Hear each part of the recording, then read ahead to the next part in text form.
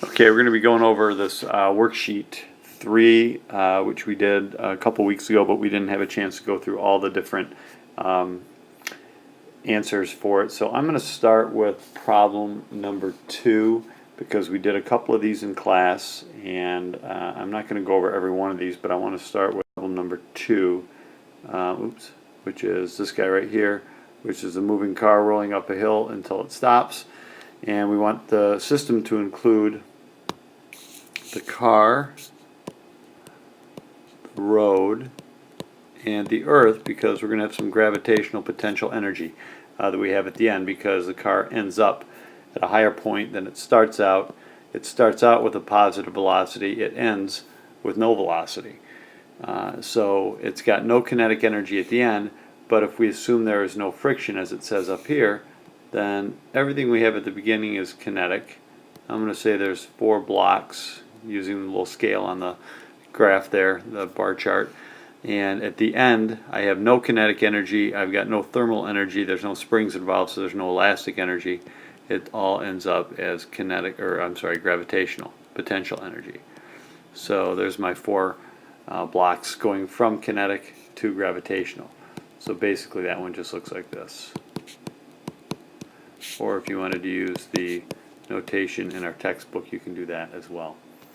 Okay, pretty straightforward. Now when we have friction, I have the exact same system, the car, the road, and the earth.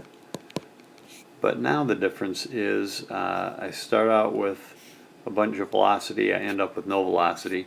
So I'm going to have all my initial energy in the form of kinetic,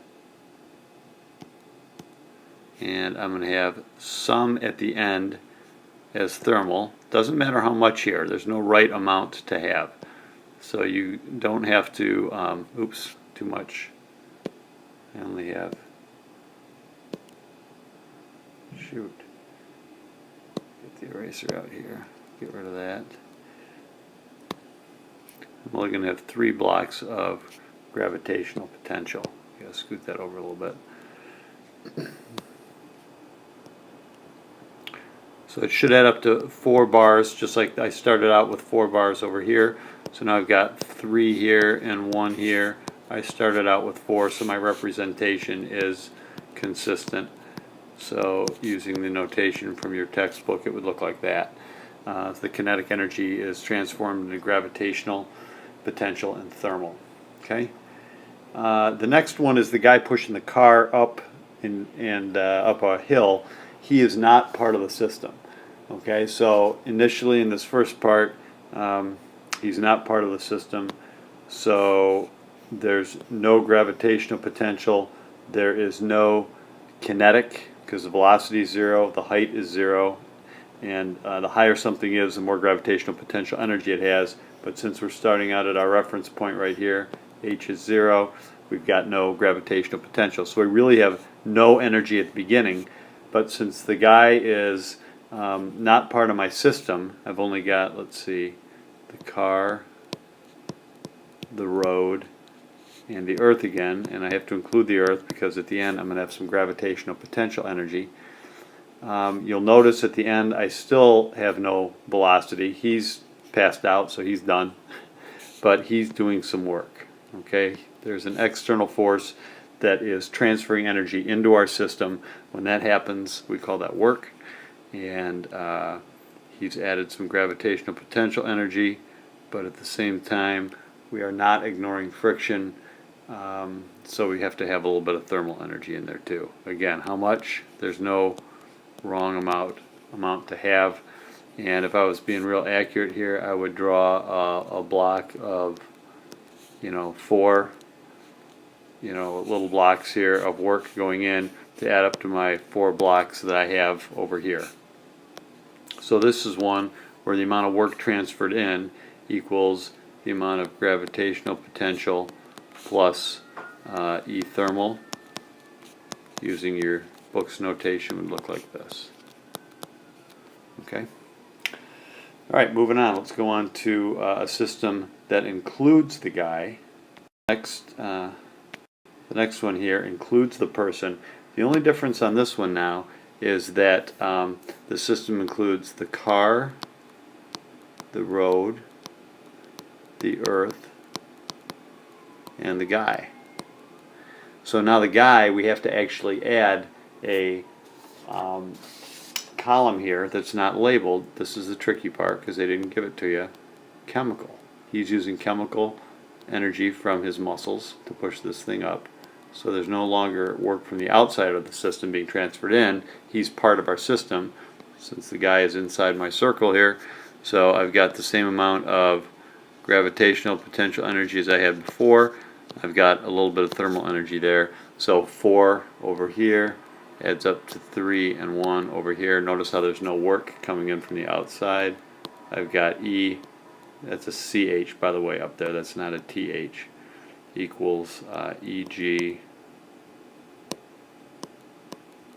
plus E thermal for a little bit of loss to dissipation due to friction.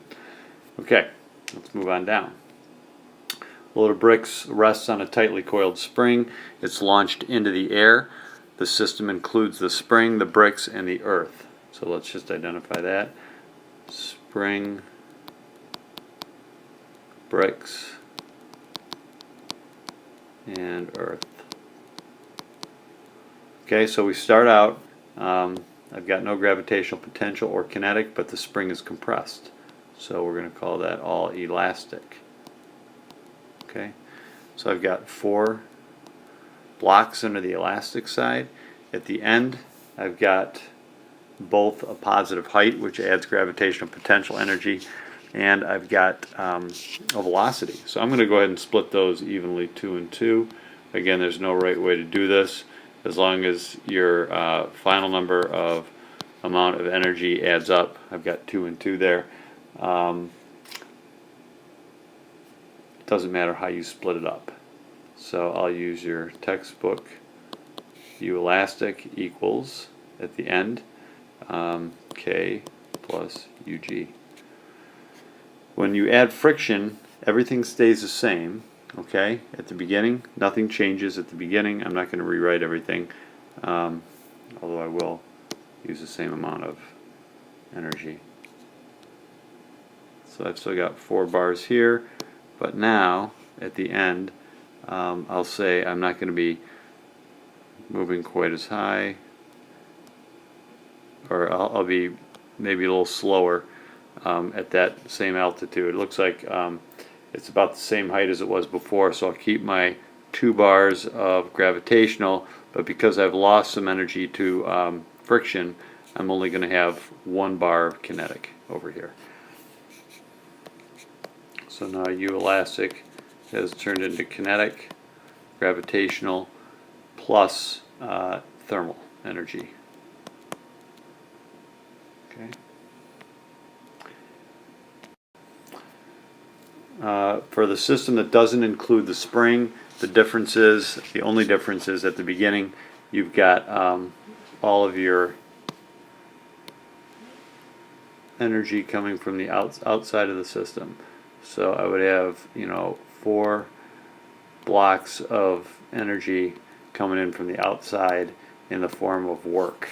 So instead of U elastic, now it's work equaling kinetic plus UG, and I'm going to go ahead and ignore friction on that one. It really didn't tell you either way, so if you added friction, that'd be fine as long as you ended up with 4 bars at the end. Okay, so I would end up with 2 and 2 the way I did it. Okay. System doesn't include the spring, it's just the block and the earth.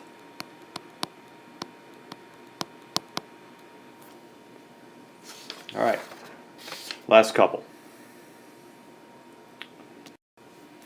A crate is propelled up a hill by the tightly coiled spring.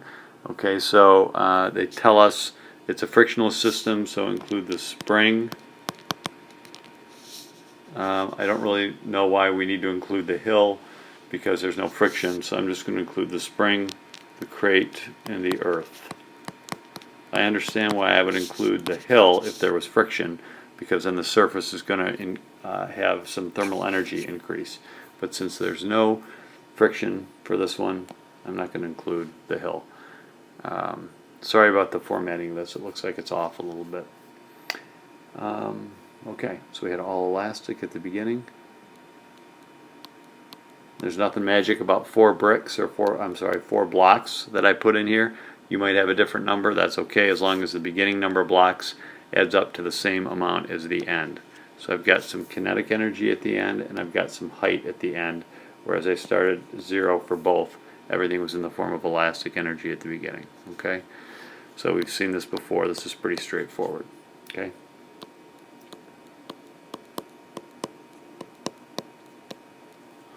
All right. When it doesn't include the spring and it has friction, we've already seen this before, you're going to have an amount of work coming in from the outside, and you're going to have a little bit of thermal energy at the end. Okay, everything else will stay the same. There'll be a little less kinetic energy here at the end.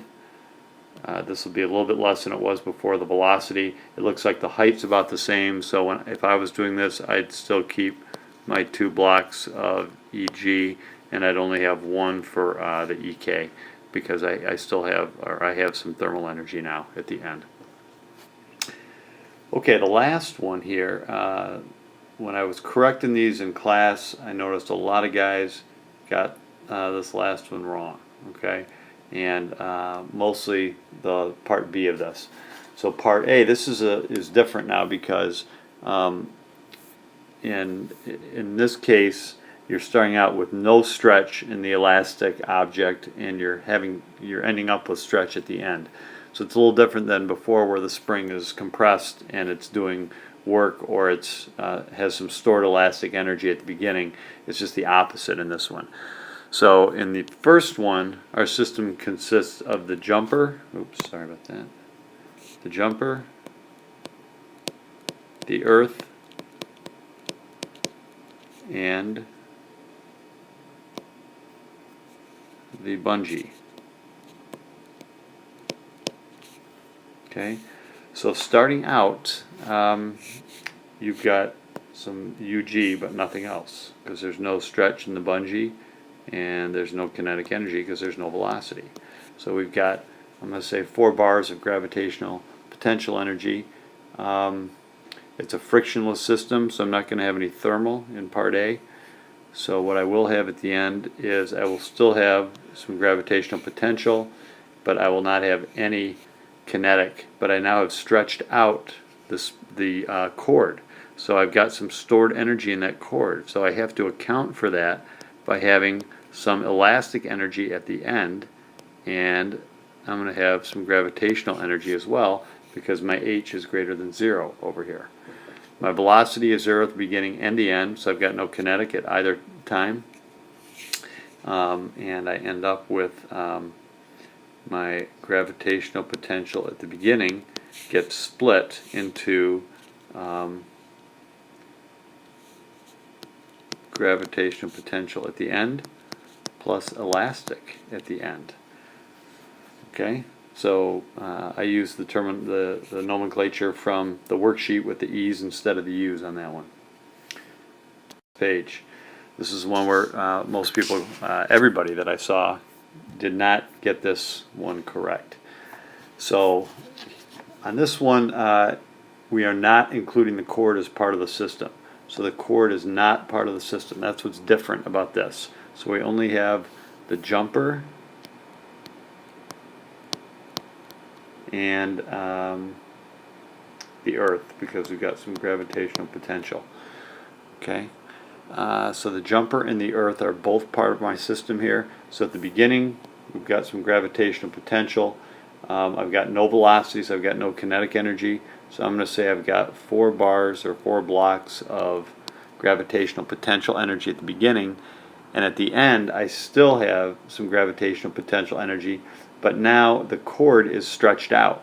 So I've done some work. The jumper, not me, the jumper has done some work on the cord by exerting external force, or our system has done some work on the cord. So we've actually done some work by stretching that cord out.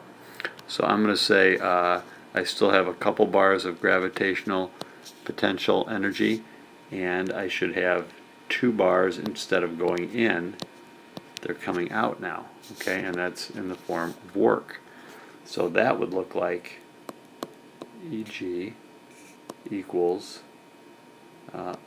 less EG at the end plus some work. Now, if the spring was part of our system, as we saw before, we would have some elastic energy stored. Since the spring is not part of our system, in this case, the jumper, has done some work on the cord, and that's why the cord is stretched out and now has some stored energy in it. But it's work because it's being transferred in or out of the system.